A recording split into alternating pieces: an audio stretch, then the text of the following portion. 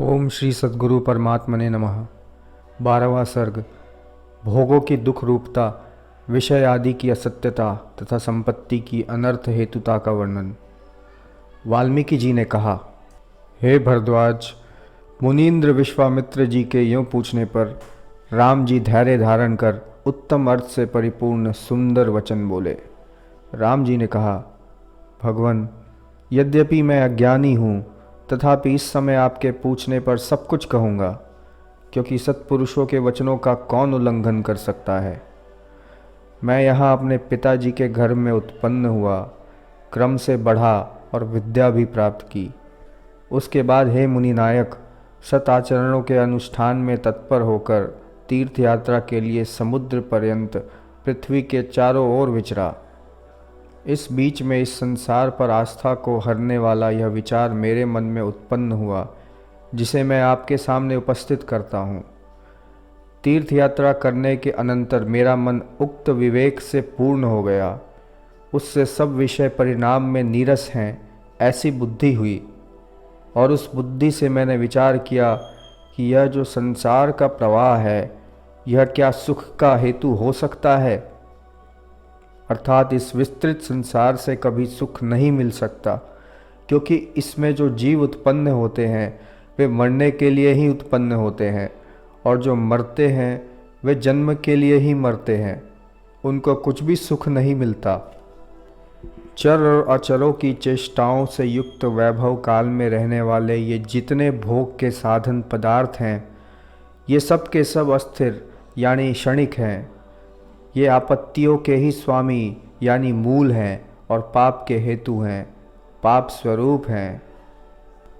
तात्पर्य अर्थ यह है कि इस जगत में दो प्रकार के प्राणी होते हैं, एक चर यानी चलने वाले, और दूसरे अचर यानी जो चल फिर नहीं सकते, जैसे कि वृक्ष आदि।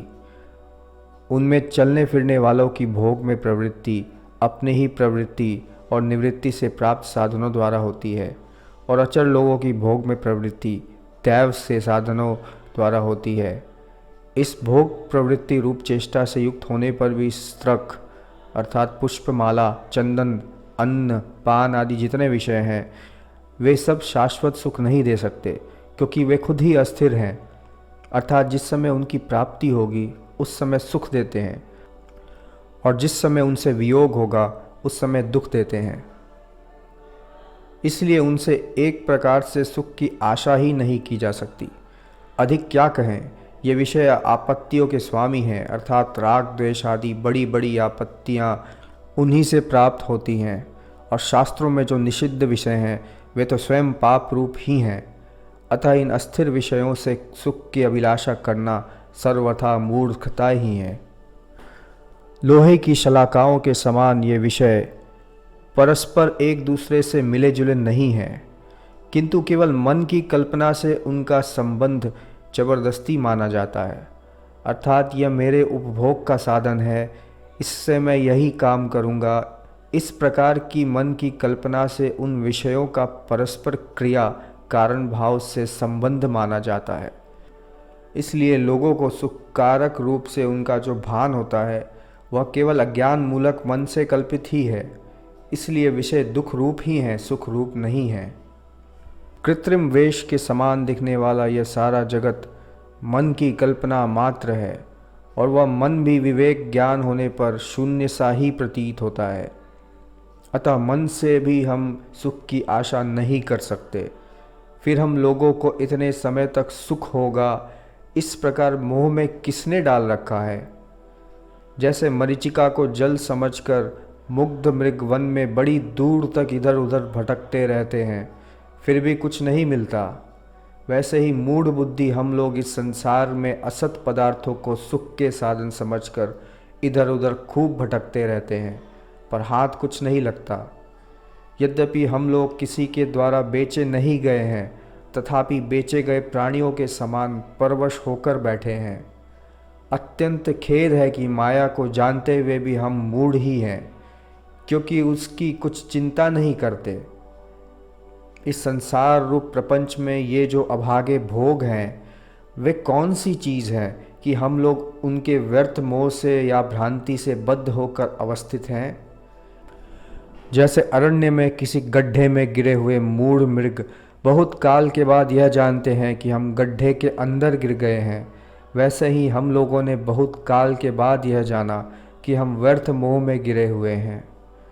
मुझे राज्य से क्या, इन भोगों से क्या, मैं कौन हूँ और किस लिए आया हूँ। जो मिथ्या है वह मिथ्या ही रहे, क्योंकि उसके मिथ्या होने से किसका क्या बिगड़ने वाला है। हे ब्राह्मण, जैसे यत्र तत्र भ्रमण करने वाले पथिक की मरुभूमि से आस्था हट जाती है, वैसे ही मेरे इन सब विचारों से, सभी भोग साधन पदार्थों से मेरा चित्त हट गया है। इसलिए भगवान, आप यह बतलाइए कि यह दिखने वाला जगत सर्वात्मना नष्ट अर्थात असत इसलिए हो जाता है कि सत और असत का विरोध है। यदि जगत असत है तो वह फिर कभी सत होता है? उसकी क्या वृद्धि होती है? क्या जरा मरण, आपत्ति, जन्म और संपत्ति, यह सब आविर्भाव और तिरोभाव से पुनः पुनः बढ़ते रहते हैं? मुनिवर देखिए, हम लोग उन तुच्छ भोगों से ऐसे जर्जर हो गए हैं जैसे कि पर्वत के ऊपर वृक्ष आंधी से जर्जर हो जाते हैं। जो बुद्धिमान लोग हैं वे भी कुछ नहीं कर रहे हैं।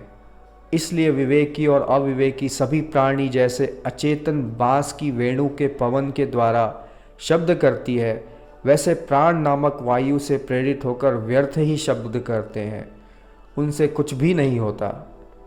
जैसे पुराना वृक्ष अपने खोखले में रहने वाले उग्र अग्नि से जल जाता है, वैसे ही मुनिश्रेष्ठ मेरा इस दुख से छुटकारा कैसे होगा, ऐसी चिंता रूप अग्नि से मैं सदा जलता रहता हूँ।